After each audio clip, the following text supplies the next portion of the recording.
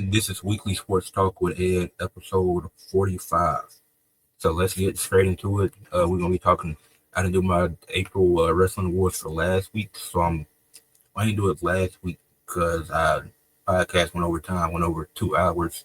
When I had shout out to Rage Man Rage, had him on there with me, we was talking some hoops, so I didn't get a chance to do this last week. But to get into the, and I've been doing this each month because I got the big award show planned for the end of the year. Basically, just comparing all the companies and getting awards, different individuals from each company. So for the MVP of April for wrestling, I went with Joe Hendry. This is the third time I gave him this award. I gave it to him in. Yeah, I gave it to him. I can check because I gave it to him in January, if I'm not mistaken.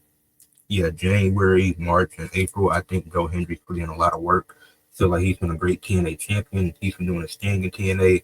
Even been popping up in WWE a few times on NXT. Even had a WrestleMania match.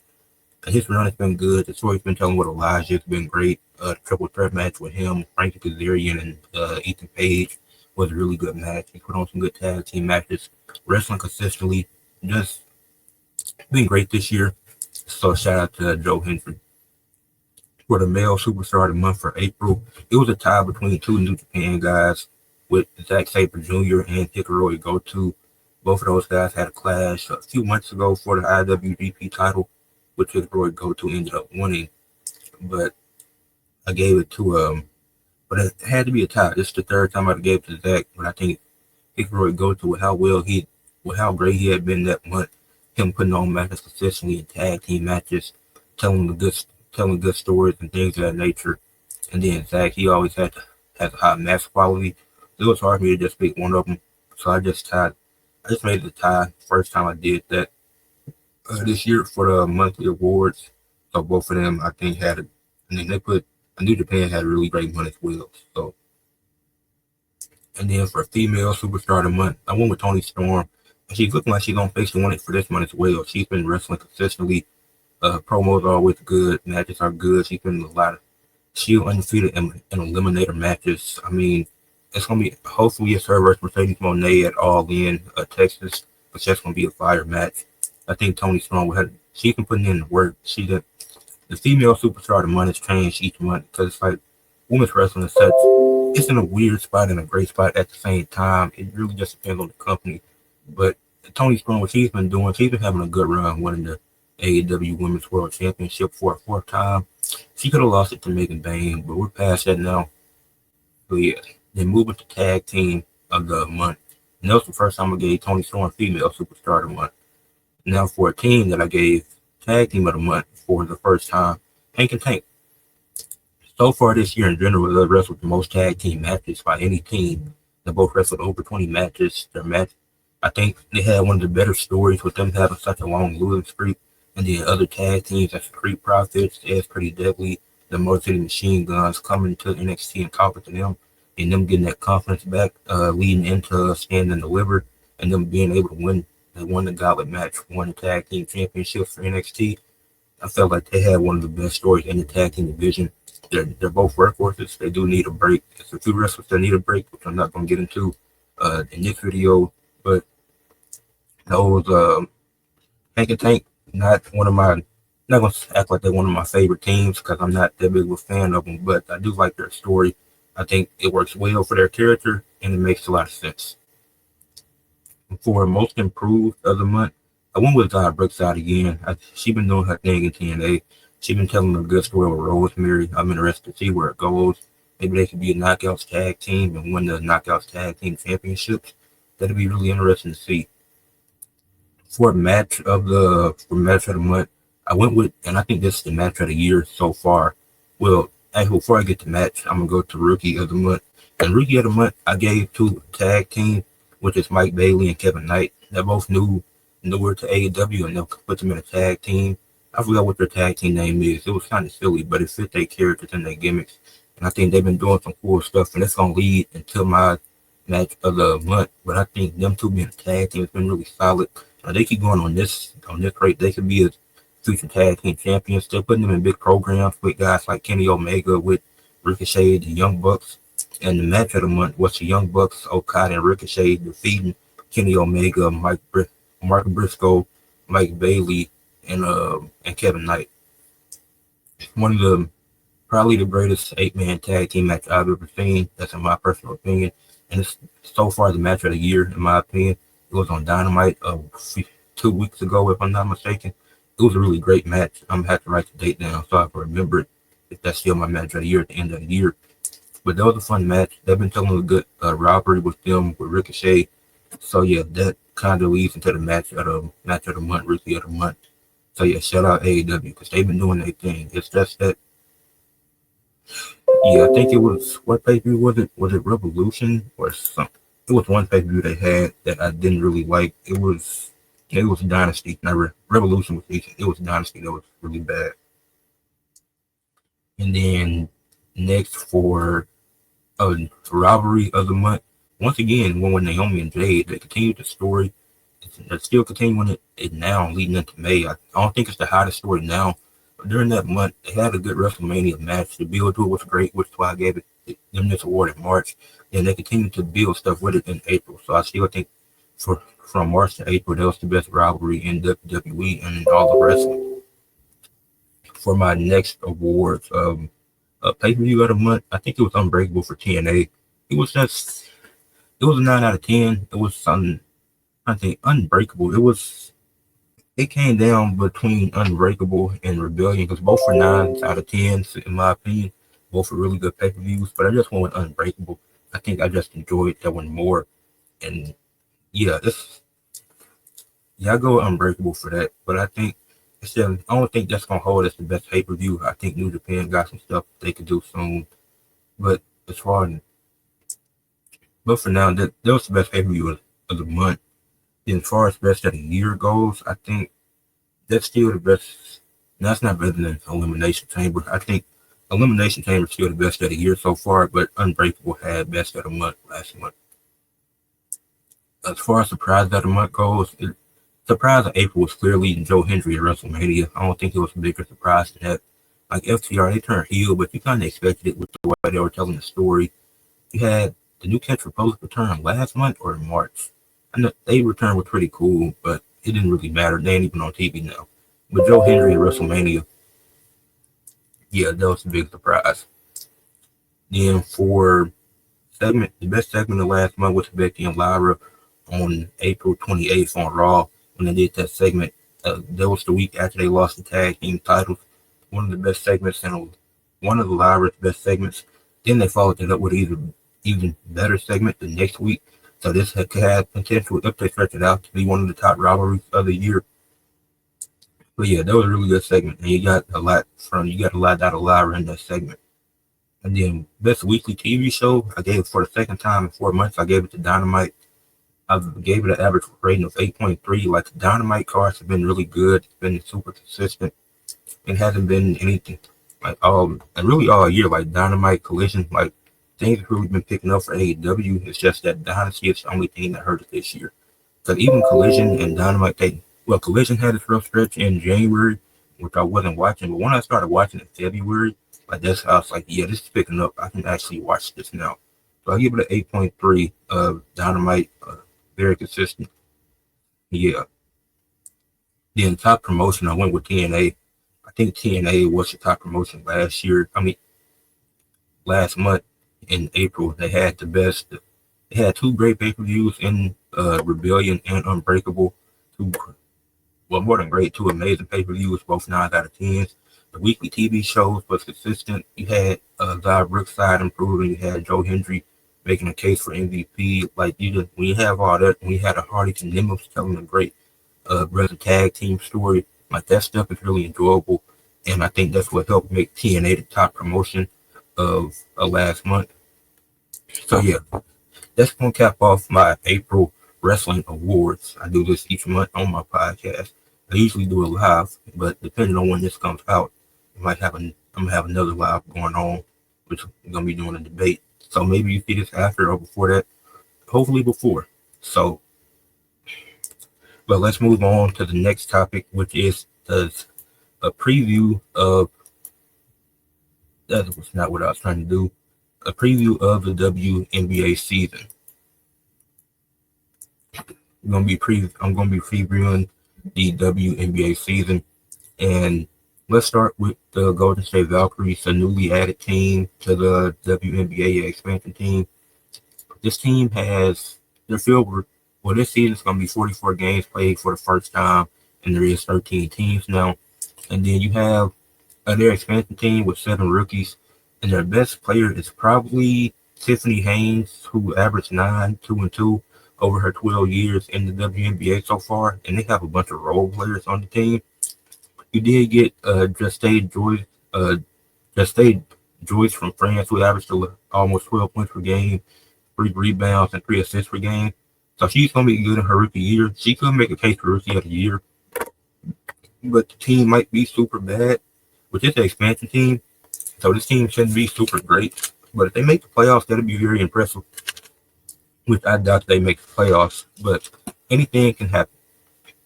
Now, as far as the LA Sparks go, they went 8-32 last year. They missed the playoffs last year. They had the second pick, I think, this year. And then with this team, I'm expecting Cameron Brink and Ricky Jackson to improve. I think they're gonna have great seasons. They were both solid their rookie year. Ricky, she averaged more points than Cameron Brink did. But this is a dynamic duo that's gonna have them set for the future. They brought in. You already have De'Erica Hamby on the team, who is a vet in the league. I think even though her career might be winding down, she still has the veteran presence. She's still gonna be solid. Then you bring in a Kelsey Plum, and I still don't understand why the Aces would make that move, but you bring in Kelsey Plum, and then you have a draft class of Sarah Ashley Baker, who averaged 11 points and 1.5 steals. Latu King, she averaged 11 points and 8 rebounds. And Sanaya Fiend, who averaged 5.6 points and shot 58% from the field. So I think this team has a real chance to make a push for the playoffs. This team is really good. You add some depth to the team, and I think this team, they could be a solid team. And with the 44 games with 4 extra games added, this team, they're going to win more than 8 games. They're not going to have a season that bad unless something drastic like an injury or something happens, which obviously pray that doesn't happen. But this team is great. This team is built to be successful, and they're set for the future with the draft picks, with the draft class of the last few years, and then the veterans that you have in the locker room. This is going to be a great team. The Dallas Wings went 9-31 last year, missed the playoffs as well. They added Nelissa Smith, Tasha Harris, and DJ Carrington, all of them through trades, and they drafted Paige Buckers with the first pick in the draft. So this team is amazing.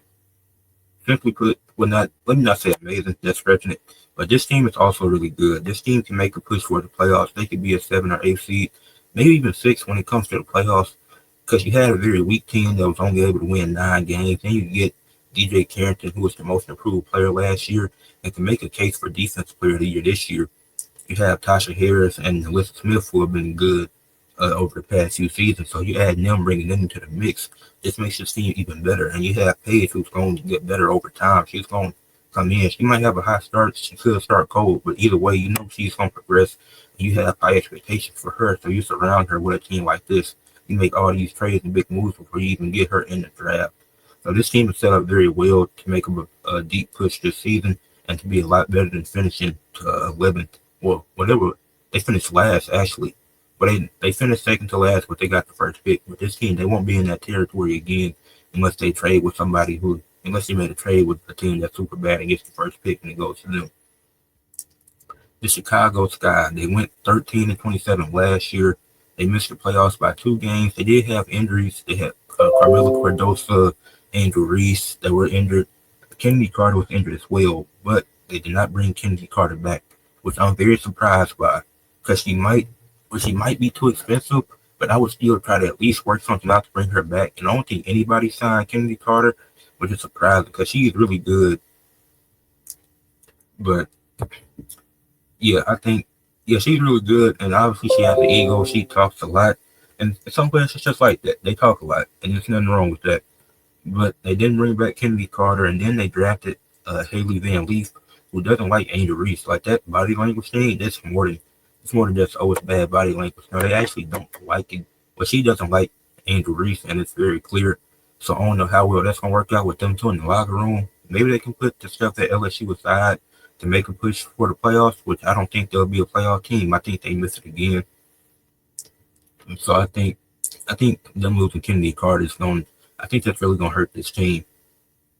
And even though people don't want to admit it, Kennedy Carter is good. She is good. She can hoop. I just don't. It's just because of the whole stuff with Caitlin Clark. People want to blow it out of proportion, but I think she's good, and somebody needs to pick her up soon. The Washington Mystics went 14-26, missed the playoffs by one game. They're a young team. They added some more rookies. You got Georgia Moore and Kiki Efron, and also got Lucy Olsen. So you have a pretty good draft class. But this team's still super young. I don't see them doing much. I think they missed the playoffs again. Nothing against them. I just think they need one more season, or they need like a star player. They need like a real star player. I'm trying to think. I don't think they had. Yeah, they need that star that they can just get. Maybe Kiki Efron or Georgia Moore can become that. I think they had that type of potential. With Lucy Olsen, I think she'd just be a really solid role player in her career. But maybe she could surprise me and be a multiple-time All-Star. But we'll just have to see and see where that leads to. The Atlanta Dream went 15-25 last season. Finished as the 8th seed. Lost to the Liberty in the first round 2-0. They made a late season push. And then this season they added Brittany Griner this offseason. They got Tahino Papo through the draft. He still got Ryan Howard and Alicia Gray, who are going to be good. But I think even though Brittany Griner is getting older, it's going to help this team because it adds some more experience to the team. I mean, you bring in a good rookie. So I think this team can make a playoff push. They can be in the playoffs again. At the end of once I'm done going through each team, I'll talk about where I see each team finishing at. But I do think Atlanta can go to the playoffs again. The Phoenix Mercury lost their entire starting lineup. They're not making the playoffs. They were 19-21, finished as the 7th seed last year. Lost to the Minnesota Lynx in the first round 2-0. Then they got rid of the entire Deanna Taurasi retired. So that was a huge blow. That was the first blow, I think. And then Brittany Griner was traded. You also traded Natasha Cloud and two other. Was DJ Carrington on this team? I think she was. DJ Carrington, she got traded to Dallas. And so your whole starting five is gone. So you went 19-21 last year. Even if you replicate that this year, other teams have gotten better, and you're probably out the playoffs. I don't see them making the playoffs because you can't just have a reconstruction like that and expect to be good. And to compare it to the NBA, when the Lakers, after they won the championship in 2020, when we reconstructed the entire roster except for two people, at least we kept our stars. We kept LeBron AD, but the team had injuries and they finished at the 7th seed.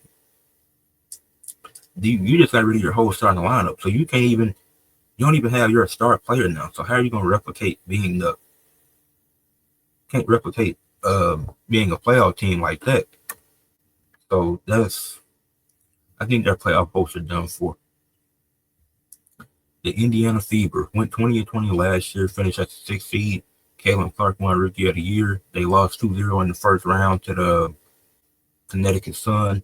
It was an entertaining series. It was actually entertaining. I enjoyed that series. But they added DeWanna Bonner, who averaged 15 points and 6 rebounds per game. Added Sophie Cunningham, who averages 8.4 points per game and 3.9 rebounds and 2 assists per game. And she could be a potential 6th Woman of the Year candidate. I could see Sophie Cunningham coming into Indiana and being in the race for 6th Woman of the Year. And then you have a dynamic duo, Caitlin Clark and Kelsey Mitchell, who are going to be great. Kelsey Mitchell, she's a multiple-time All-Star. And then you have Caitlin Clark going to her 2nd season, who just won Rookie of the Year, who's hungry to get back to the playoffs. Caitlin Clark might be in for an MVP type year. I definitely see that type of progression from what she did last season.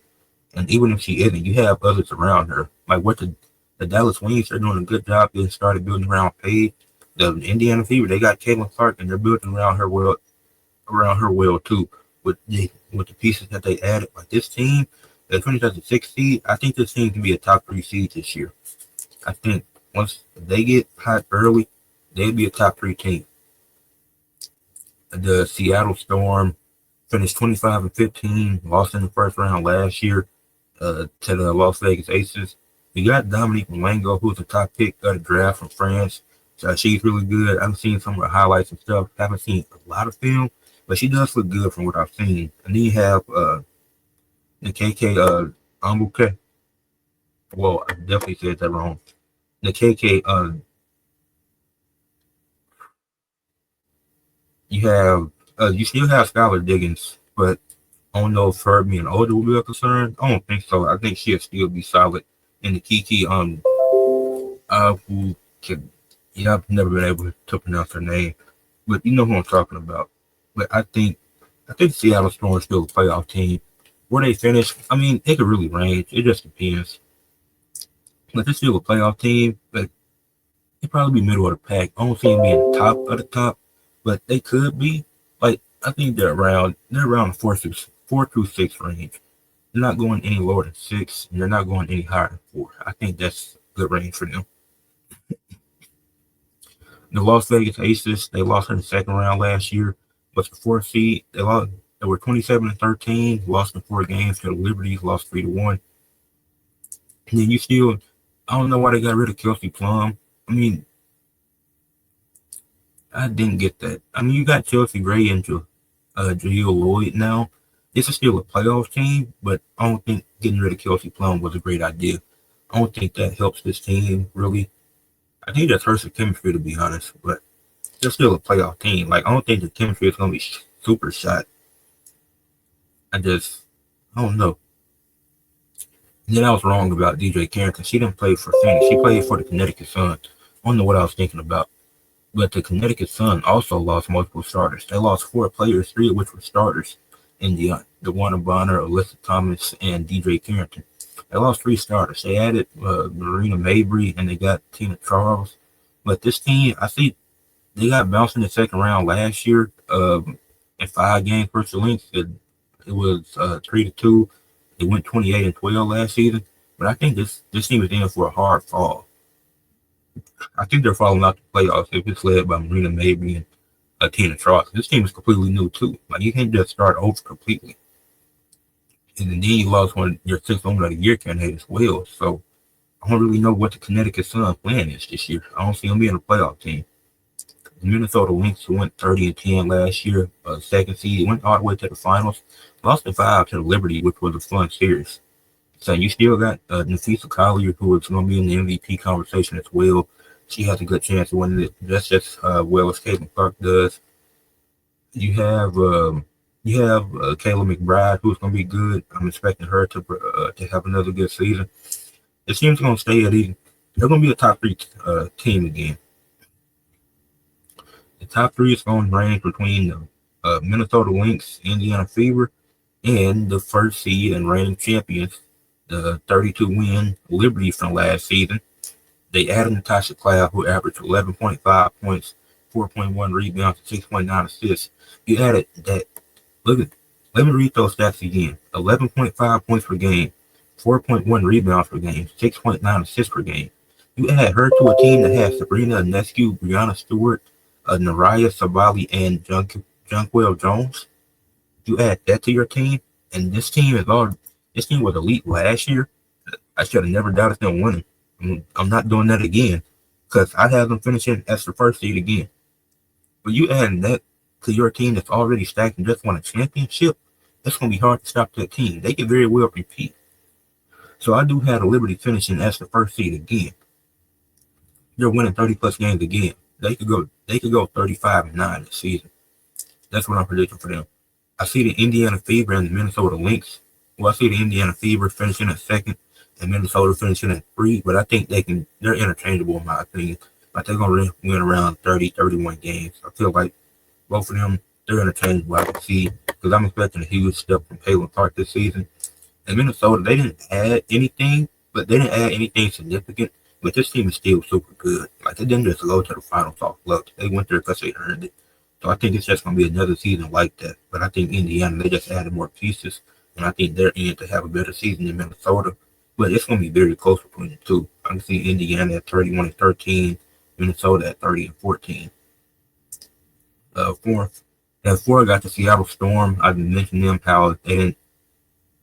Really, the only thing they added was Dominique Malengo. So I think with her, they can move up one seed and they were last year, move up 5-4, and get home court in their first round matchup. Because I think they go 27-17. I think Dominique Malengo is going to have a good season. I think even though Skylar Diggins is getting up there, I think she's gonna be on a revenge tour for what happened last postseason when she didn't perform as well as she knows she could have. So, and I think the Atlanta Dream, they finished 8th last season. I think they go up all the way to 5 with a 24-20 record. As I mentioned earlier, they added Brittany Griner, Tahina Papo through the draft. You still got Ryan Howard, Alicia Gray. This team is going to be really good.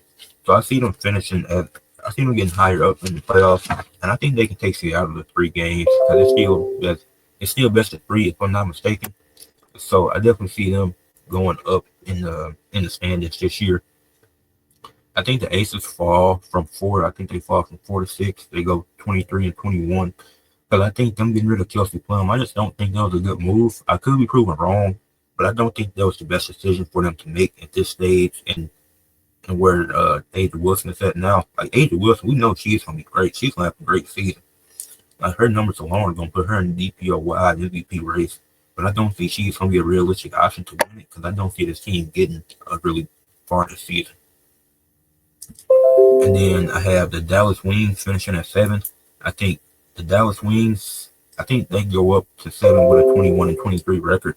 Them adding the way they built this team so well with adding Paige in the draft, of course, with the first pick. You can't pass up on Paige Buggers in that draft. Then you get Nelissa Smith, Tasha Harris, and DJ Carrington. And DJ Carrington is the most improved player winner. She's one of the best two-way players. So I think with that alone, it's going to be enough to get them at least close to 500. They probably won't finish at 500, but they'll be good enough to sneak into the playoffs. Then I think the Los Angeles Sparks will also be a playoff team, finishing at 8 with a 17-27 record. I think the Los Angeles Sparks with Cameron Brink, with Rakia Jackson, and them adding. Then you add Kelsey Plum to that team. You have Erica Hamby. I think that's a solid 4 for them to have. And I think that team, then they got a really good rookie class too. Not everybody's going to be able to play consistently, but you'll be able to see different things with that team. Then at 9, I have Connecticut Sun finishing at 9, 16-28. I already talked about them reconstructing the whole roster. Yeah, the rosters. I think the way they reconstructed the roster so much, it's going to be hard for them to get back to the playoffs and get back to that second round. Even if they do get to the playoffs, I don't see them getting anywhere. I think they'll lose in 2 games in the first round if they do make it back. But I just don't think it's realistic. The Phoenix Mercury, also 13-31. I had them finishing there. I don't think this team's going to do much when you don't even have your entire starting lineup from last season. But, yeah, as I was saying, anyways, the Phoenix Mercury, with them not having their entire starting lineup from last year, nothing to win games like that. There's no team chemistry with the team. You don't even have this team is going to be bad this year. The Chicago Sky also got finishing 13-31. I don't think this team is set up to win. I think this team needs to be better built around Angel Reese. I think y'all can say what you want about Angel Reese. She's a double-double machine. Does the efficiency need to improve? Yes, of course it does. But other than that, she's a solid player. Like, I get the jokes and stuff, it's funny, but she's not as bad as people make it seem. She's actually a really solid player. And then Washington Mystics, 11-31. I just think they're super young. That's really what it is with them. It's nothing against them. They're just a super young team. Then the Golden State Valkyries, for them being an expansion team, I see 10-34. I think that's what they're gonna be. Hopefully they can be better. Like, it'll be cool if they can be better. But I don't think they're gonna do much this season with them being a new team with a bunch of role players. Now let's get into something that won't be a super long topic. That's about baseball and really my opinion on is baseball born or not. I was gonna make a video, but it don't need to be some super detailed thing that I do. And the Cardinals are on a winning streak. They won they won 6 in a row. I think they won 6 in a row. We're over 500 now. We're 20-19 on the season. So that's great. And overall, do I think baseball is boring? I think if you're a sports fan, I don't think it's boring. I think you really have to sit down, learn the game, enjoy it, read some articles, get to know the rules, ask some questions, just really get a good understanding of what baseball is and why you have 9 innings, what's the significance of Jackie Robinson breaking the color barrier. It's just so much to baseball that I think, really to any sport, that I think people gotta understand. I don't think everybody understands it. So it could. Do I think baseball was born? No. I think this is something super quick I want to talk about. Because I got into baseball when the Astros won the World Series a few years back. I know there was a whole, there was a whole thing about how they won or whatever. That I was, I mean, I was a lot younger when that happened. So is that like 2018, 2019? I mean, at the end of the day, congratulations to them. They won the World Series that year. Can't take it away from them. But I don't think baseball was born. I think watching it over time, you get used to it. Like with anything you got to do, you got to be consistent with it. You got to start doing it more. I was never a fan of golf, but I started watching it. Started watching clips on YouTube, and I got more into it. And I started watching more and more clips. Then I started talking about it.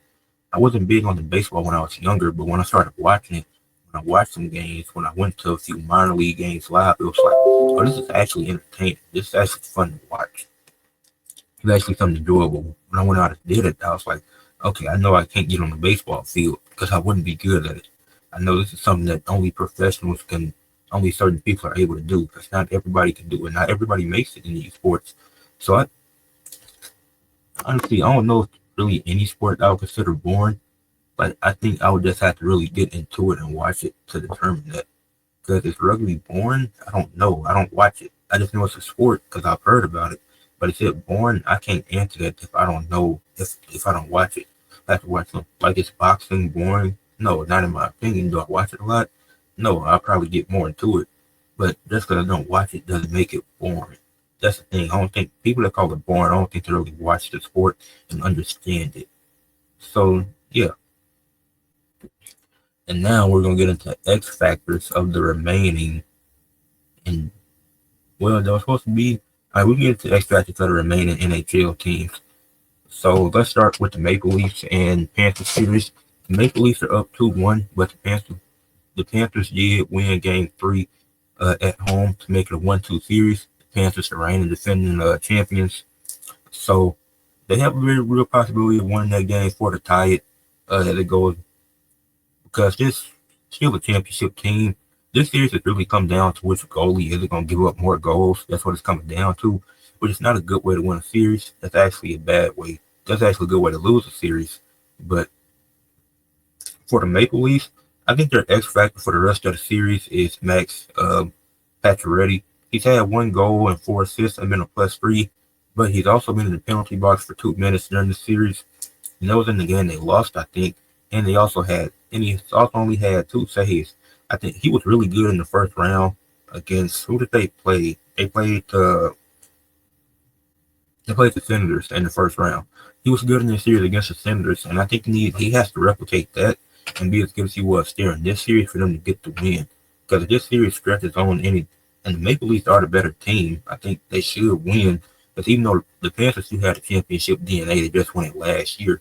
I don't think this is the same Panthers team from last year. I think now if they went back to back, I wouldn't be surprised. But I do think the Maple Leafs are the better team, and I think Max has to be on. He has to be on his game. He has to, like, he's been getting the assists, which has been great. But I think he needs more goals to swing the momentum for the Maple Leafs. And then for the Panthers, I think it's Sergei Bobrovsky. He's had 81 save attempts. The goalie for the Panthers, 81 save attempts, 13 goals against, 68 saves, and 84 save percentage. When your save percentage is below 90, you're not winning games. And I think the Maple Leafs, both of their goalies are like 87, so they're like 3% higher, which is why they're winning, because it's come down to who won't give up more goals. That's not what it should come down to. Like all 3 goalies that have played in the series have not looked great. They look good, not great. But 84 is good. In the 80s, that's good. But when you're in the 90s, that's great. That's what you need. That's what you want to win games. But I think he has to be better. He can't give up this many goals again. In Game 4, he can't give up more than 2 goals. I would say 1, but the way the series has been going, there's been at least 2 goals by each team in this. He can't give up 2 goals in that game for them to get the win. And even if they do get to win, and they still give up 4 or 5 goals, it's not a good look for either goalie because it's just going to be able whoever plays them next, then because the Capitals or a Hurricane to be able to expose that. I feel like, but it has been a good series. It has been some high scoring games, so I have been enjoying it. But speaking of the Capitals uh and Hurricanes, let's get into that one. This series is tied 1-1 right now with the Capitals and Hurricanes. They play game 3 later today. I'm definitely be tuned into that. I think for the Capitals, I went with Brandon Duhamel. He has 1 assist. He's a -1. Has 2 minutes in the penalty box and has 2 saves. The reason why I put him here is because I think he was great in the first round. He had a really good first round showing, and I felt like he could be a lot better here. I think I don't think he's had the same impact as he did in the first rounds. So, and then for the Hurricanes, almost 7 Jarvis because he's their best player and he's not playing his best. He has 1 assist, -1 and 5 saves. He's doing the thing. He's getting saves, but he isn't really scoring. Like, I would expect him to be a lot more aggressive. I'm expecting some more shots on goal from him. He's their best player. I'm expecting him to be their best player, and he hasn't looked like it. And it has been a team effort from both games, I would say, that they've played so far in this series. But Seth Jarvis has to take over in this game 3. He has to take over for them to get this win in the series. And the Capitals are the better team. But Seth Jarvis, if he wants a chance to win, and the Hurricanes getting 1 game is actually impressive because I expected the Capitals to get 2 games, to get those first 2. So the fact that it's tied 1-1, that's a good sign for the Hurricanes as it's going to Carolina now. Now, getting into the Stars versus Jets series, this one is interesting because it's tied 1-1, and both of these teams went to 7 games in the first round. So both teams are clearly tired. Both teams have the same goal. And Mikko Rantanen has 3 goals, 2 penalty minutes, and a 50 save percentage. All 3 of those goals came in the 1 game, whether 2 that they scored goals in, and they only scored 3 goals that game. And those games won, if I'm not mistaken. So if Mikko can stay consistent, if it's clear through the first 2 games, this series is going to come down to what he will be able to do. But if he's able to stay at this pace, able to stay out, and he only played in 2 penalty minutes, that's not bad through 2 games. But they need him on ice at all times whenever he's available. But he does have a 50 save percentage, which is really good. I don't think I pointed that out. That's really good for somebody who's not a goalie or anything. So that's a good save percentage for him. So I think if he stays consistent and plays like we know he can, how he's been playing, I think he's the X factor. Even though he's the best player, I think both of the X factors are the best players on their teams. Because for the Jets, I think Connor Hellebuyck is the X factor. Even though he's their best player, he might win MVP. He's the X factor because he gave up 3 goals in game 1 and they lost it. Then in game 2, he had a 93.3 save percentage and had a shutout game. Out of 9 games in the playoffs, he's only had 1 shutout game. That's the best goalie in the league. Through 9 playoff games, just 1 shutout. And they came in game 2 when they needed to win. They lost game 1 at home after he gave up 3 goals. So Connor Hellebuyck's been inconsistent. He's been benched multiple times through this playoffs. I don't understand what's going on. I think this series is really weird because it's like Connor Hellebuyck should be a lot better. They went 7 with the St. Louis Blues, who won 44 games. So I don't get how Connor Hellebuyck's playoffs has just been weird, and I don't think it's the first time either. Because I just started watching hockey last year when the Panthers won the Stanley Cup. So I think I'm pretty sure it's been a consistent theme with Connor Hellebuyck and his inconsistencies in the playoffs. They might not win a championship like this. Like I picked them to win the Stanley Cup, and I'm sticking by that. But I lose confidence more and more every day because I don't think that's realistic. I mean, it's not that it's realistic. Let me retract. It's realistic, but it's impossible because this series goes 7. No matter who wins, they're losing in the conference finals. Because going 7 back-to-back rounds is just going to make you tired. And the Western Conference is tough. The Western Conference is a tough conference because all series went to 6 games. At least 6 games in the West. And if I'm not mistaken, let me fact check because I'm pretty sure all the series went to at least 6 games in the Western Conference. And I'm going to check right now. I got the playoff bracket pulled up. Yes, every series in the West went to 6 games. The the Golden Knights and Oilers both went to 6 games. They both won 6. The Stars and the Jets both won 7. Well, really, all these teams gonna be tired when they get to the conference finals. 6 is a lot too. And then in the East, you had one 6 game series, which was the Maple Leafs, and the other 3 series went 5. But this is it's interesting. I don't know who's gonna win this series. It can go either way at this point. But I think Connor Hellebuck is definitely the X factor. Cause man, if he should have more shutout games, just 1 out of 9. In the playoffs, that's the best goalie in the league. We only have 1 shutout so far. That's surprising. Then for the Golden Knights and Oilers, this one I have both goalies on here. And then the Oilers up 2-1 in the series. So yeah, man, yeah, the Oilers up 2-1 in the series. Before the Golden Knights, they're not up 2-1, they're up 2-0, right?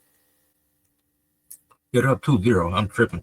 The Oilers won both games on I did not the Oilers won both road games, if I'm not mistaken. Yeah, the Oilers won both games on the road. So now they're home ice. If the Golden Knights lose tonight, they might be done for. And 3-0 comebacks have happened in hockey, but I don't see the Oilers going a 3-0 lead if they go up 3-0. Before the Golden Knights, Aiden Hill, 65 save attempts, 9 goals against 56 saves, 86.2 save percentage. Save percentage not at 90. It's going to be hard to win games. The only reason why the Oilers have gotten away with it is because they're getting more goals. Because Calvin Pitcher, he hasn't been good either. Well, he hasn't been great. These goals have been good. They ain't been great. That's the problem. He had 49. Calvin has 49 save attempts, only 6 goals against though, and 43 saves, and he has an 87.8 save percentage. So both are below 90, which is good, not great in terms of hockey. But it's hard to win games like this. And both of these games have been competitive, but the Golden Knights dropped both games with home ice, so they have to win tonight. And if they don't, the series might be over. Like I said, 3-0 comebacks have happened in hockey before, so it's possible. And even though the Maple Leafs went up 3-0 in the first round against the Senators and lost back-to-back games before winning the 6. The only East series to go to 6 games. But this is the West, so let's talk about the West. But the Oilers, it's hard for me to see the Vegas Golden Knights getting swept. I think they can win tonight, but they got to get one of these 2 games. They got to get game 3 specifically. They can't lose this game tonight. Yeah, those are my X factors for all of the remaining NHL playoff teams. Now let's talk about the X factors for the remaining NBA teams. And since we ended on the West, let's start with the West for the Timberwolves. When the Timberwolves and Warriors, they're tied 1-1. I think for the Timberwolves, their X factor is Jaden McDaniels. He's averaging 14 points per game, 1.5 steals per game, shooting 59.1% from the field. I think if he stays consistent and he's playing at a high level, scoring the ball, playing good defense, this team is easily winning the series. And obviously Steph is out, but I think if he just stays consistent, this team has a real chance to go to the finals. I don't think it's not just for this series. I'm looking at the long term too. Like after the series, you used to play OKC or Denver, and if Jay McDaniels can do this, even though the team is limited without Steph, if he can continue to do this when you have Jimmy Butler, and trying to shut down Pies or Buddy Hill who can go off at any moment, if he can stay consistent, playing good defense, putting up points, and you have bodies like the Warriors have guys like Draymond and Jimmy and Kuminga that they could have on Jay McDaniels or Anthony Edwards. And Anthony Edwards, he's going to get his. Julius Randle going to get his. Then it comes down to who's that third option. Who else going to get theirs? Will it be Nikhil? Will it be Jaden? And I think Jaden McDaniels is what it comes down to because he does so much more than Nikhil. And not to diminish what Nikhil does because he's really good too coming off the bench. But Jaden McDaniels does a lot of things. He does a lot more than a lot of other players in general. He's one of the best role players in the league. So if he stays consistent, they're easily winning this series. And they have a real chance to go to the finals and even win it. For the Warriors, I could even pick a player. It's Steve Kerr rotations. You played all 15 players on your team through 2 games, not even in crunch time minutes. That's what's crazy. And the thing is, Steve Kerr tried doing this at the beginning of the season, which was kind of dumb. I think they won some games with it too. And then now he's doing it here in the playoffs, and it's like nobody's gonna be able to get in the rhythm. So it's like I don't know what his rotations are. Obviously, with Steph out, it makes things harder. But I feel like this is something you should have figured out. As Steve Kerr, as great as you are as a coach, this is something that you got to have figured out already. Like, do I want to play Kuminga? Do I want to play Trace Jackson Davis? Like, give Trace Jackson Davis some more minutes tonight in that game. I think he deserves it.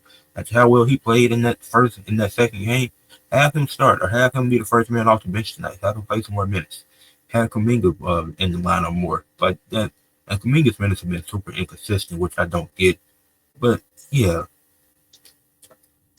we're getting into the Nuggets and OKC series. The Nuggets lead 2-1 right now, which I'm surprised. I thought OKC would have won last night, but they still got a chance in game 4. The series not over, but for the Nuggets, MPJ is the X factor. He's averaging 10.3 points, which is the 4th most on the team. Wait, is it? Behind? Nope, that's the 5th most on the team. Behind Jokic, Jamal Murray, Russell Westbrook, and Aaron Gordon. So he's averaging the 5th most points per game on the team, yet he's the 3rd scoring option. That's not a good sign. And he had a good game last night, but he's shooting 35% from the field, 41% from 3, and 100 from the free throw line. Why is your field goal percentage higher than your 3-point percentage? You can make threes, but you can't make field goals. Explain that to me. MPJ has been super inconsistent, and they don't go win.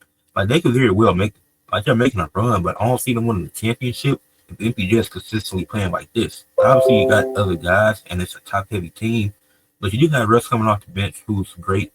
Then you have Jokic and Jamal Murray and Aaron Gordon. So luckily, with them being great, he's getting saved. But you can't do this, and if they play Minnesota again, they can't get this out of MPJ. They can't. You got to have that MPJ that was lighting up the Lakers in 2023. So, yeah. And then for OKC, I think the X factor is Chet. Shea, he's been great. Last night wasn't the best showing. He shouldn't have took. Some of the shots he took weren't bad, and J-Dub should have had the ball in that 4th quarter to end the game. But aside from that, Shea has been solid. J-Dub has been great as well. He did have a 5-for-20 game, but every all-star player has their bad playoff games. Some people are just bad in the playoffs in general. J-Dub is not. He's been solid this year. But Chet is the X factor because he's shooting 39.5% from the field as a 7-1 center. He's shooting 25% from 3 on 4 attempts per game. He's averaging 15 points, 11 rebounds, 3 blocks, which is good for any average center. But this is a guy who should be an all-star in a few years. Not now because he's had injuries and stuff.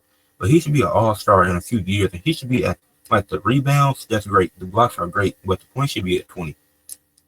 And he should not be shooting that bad from the field as a 7-1 center.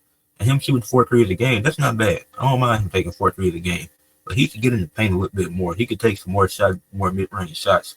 4 threes a game is actually pretty solid because it's not as much as I feel like when I'm watching Porzingis and Jaren Jackson and them guys like that play. So 4 threes is not bad, but you got to make 2 of those at least. You can't be shooting 1 or 4 from 3. You taking 4 threes as a big man, you got to make 2. And that's not too much to ask for. But yeah, Chet, he's the X factor because he has to step up. He's doing all he can against Jokic. He definitely gonna have to put on some weight. I'm not blaming him for that. Like his guard, it's hard to guard Jokic. Even Zubac, he did a really good job. And Zubac is probably one of the best at guarding Jokic. So not everybody can do that. But yeah, Chet got to step up. Celtics down 2-0 to the Knicks. Jason Tatum. Jason Tatum. 18 points per game. 15 rebounds per game. 5 assists per game. And 4 turnovers per game. Shooting 28% from the field. 25% from 3. And 77% from the free throw line. Yeah, that's bad. That's terrible. As a superstar player, as a top 10, some people call you top 5 player in the league. Some people call him top 5 in the league. You can't be having a performance like that in these playoffs. And this is just in the Knicks series alone. It was fine in the Magic series, but this series alone right now, you cannot be playing at this level. Averaging 4 turnovers per game, averaging under 25 points per game, which is what you usually average, around 25, 26 points, and you're averaging 18, and down 2-0 against the Knicks. Had Jason Tatum and Jaylen Brown just lost control of the ball on the last possession of games and they need a win. Then the Celtics blew back-to-back 20-point leads. So this thing, and Jason Tatum's not the only one that has to step up, but he's the first one who has to step up as a star player on the team. He's the one leading his team. I'm not blaming this all on Jason Tatum, because has he been bad? Yes. Like the field goal, shooting 28% from the field is diabolical, and 25% from three, and 70, like even shooting under 80% from the free throw line. But this whole Celtics team, everybody deserves some blame. I'm not just putting it on Tatum, but Tatum is the X factor in my opinion because he's the best player on the team, and everything starts at the top with the best player. So he has to be great in order for the Celtics to win. Because if he's hot, then that puts the attention on him and other guys keep it going. If you have Tatum drop 20 in the first half, and he don't got to do that every game. That's not what I'm asking. But if Tatum drops 20 in the first half, then in the second half, all the attention is on him. Boom. Peyton Pritchard, you open, shoot the three. Boom. Al Horford, you open, get the mid-range shot. If your star player is hot, that opens the door for so many other players to get hot and for them to get going. But that hasn't been the case for anybody. Jason Tatum's been cold and Jaylen Brown's been cold. Their star duo has been cold. They've been so. Oh no, they got to get a win tonight because if they don't win in Madison Square Garden, the series is over. And then for the Knicks, the X factor is Mikal Bridges. He's averaging 11, 6, and 6, shooting 29% from the field and 30% from three, but he has back-to-back game-winning steals. I don't know if that's ever happened in NBA playoff history, a player with back-to-back game-winning steals. And he's been playing, he had 14 points in that fourth quarter in game 2. He really stepped it up. But this is Mikal Bridges at his worst offensively. Like, even though he's 11 points, 6 assists, 6 rebounds, that seems solid on paper, but he's not shooting well. He's playing great on defense. And he's trying to do what he can on offense, trying to do other things than just score. But this is not one of his best offensive series, and he's stepping it up defensive-wise and having back-to-back game-winning steals. Like, that's not something that just anybody can do. Like, he's showing you why he was traded for all them picks. He's struggling offensively, but he can run. He has something else he can lean back on and still be great at, which is defense. More players need to have that. But some players are very one-dimensional, and they can only do one thing. But Luka, for example, he's a great offensive player, but he doesn't give you anything on defense. If his offense is lacking, he's not giving you anything on defense. And even if his offense is great, he's not giving you defense regardless. Maybe he'll step it up from time to time, but he's not consistently giving you good defense. Not to compare Mikal to Luka and say they're the same player, because Luka is a lot better. But Mikal Bridges is a very versatile player. Versatile doesn't just mean playing one of multiple positions. It means being able to do other things other than what you're just good at. Like Mikal Bridges, he averaged 17 points this season. He's become he's become a better offensive player, but that doesn't make him one of the elite offensive players. But he's stepped it up on defense. So yeah. Then the Pacers and the Cavs. The Pacers lead 2-1, but the Cavs are finally healthy now, and they won Game 3 when everybody came back. They blew the Pacers out by 20 plus. And so I'm gonna get into the Cavs first. For the Cavs, Ty Jerome is the X factor, averaging 8.3 points per game, 3.7 assists, 2 rebounds, shooting 23.8% from the field and 8.3% from three. Oh my goodness.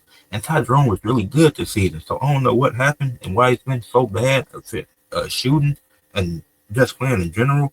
Because in that game 2 that they lost when they didn't have Garland again, he went 1 of 14 in the playoff game. Like, that's just unacceptable. But he definitely got to step it up. And now that the Cavs healthy, the defense won't be as focused on him. But now you got to make these shots because it's not going to be getting the same defensive attention now. So now you definitely got to hit these shots. And if you continue to struggle, it could hurt the Cavs because this series could very well go 7.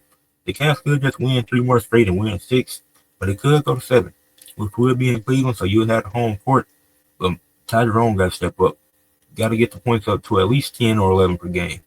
That's all I ask. And the field goal percentage, it don't got to be elite, but the 3-point percentage, you got to get that back to 30.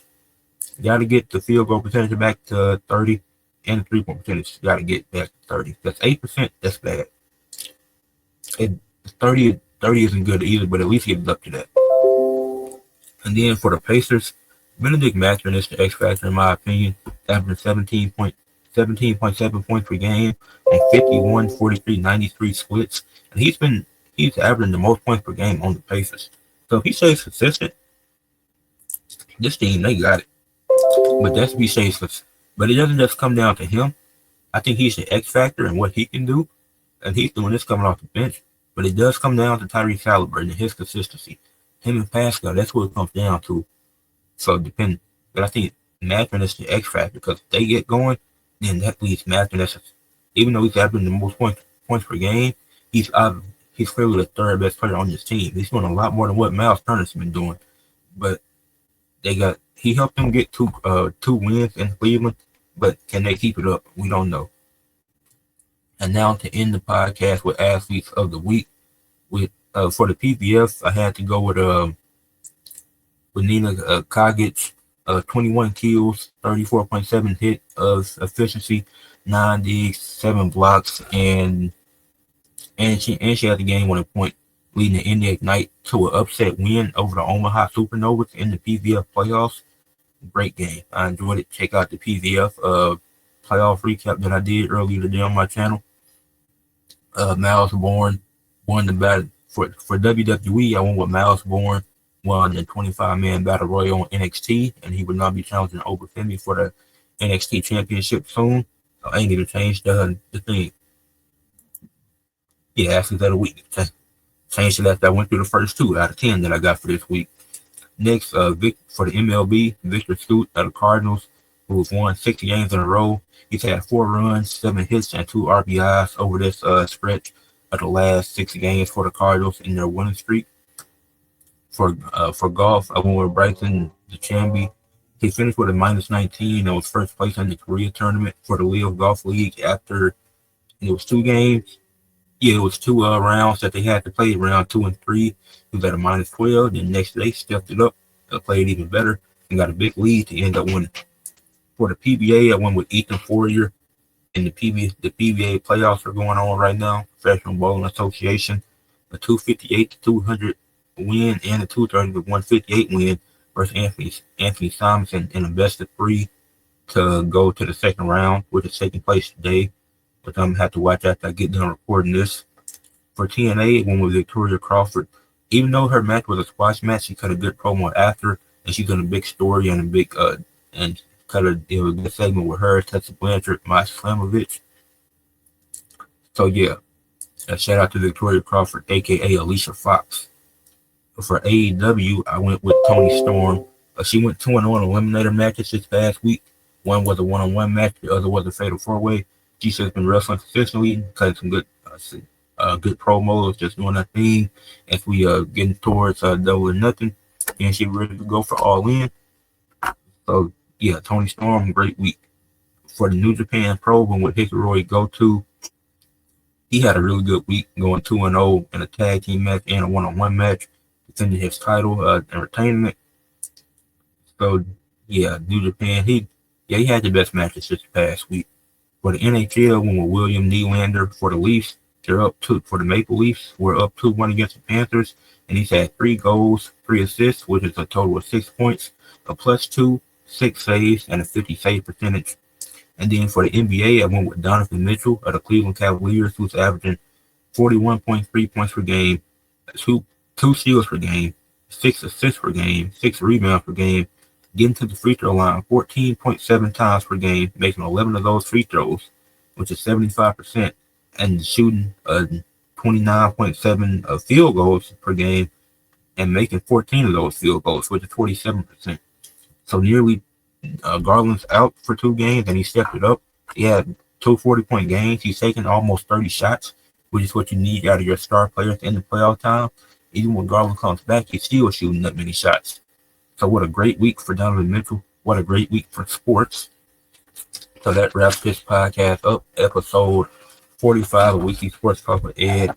I mean, it was some really great action. There was some really great games and stuff this week. Talked about baseball, talked about hockey, basketball, wrestling, WNBA. So make sure you leave a like on the video. As you see, it says at the bottom. Leave a like on the video, subscribe to the channel, leave a comment, and I'll see y'all this week. I mean, school is over with, so I got a lot of content coming out for y'all through May. Start college in August, so Got a lot more content coming, a lot more sports content, wrestling content. With all that being said, once again, leave a like on the video and subscribe to the channel.